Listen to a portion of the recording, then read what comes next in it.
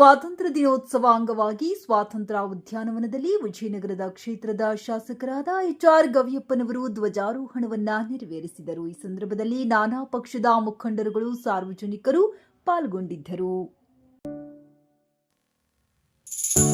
आओ झुककर सलाम करें उन्हें जिनके हिस्से में ये मुकाम आता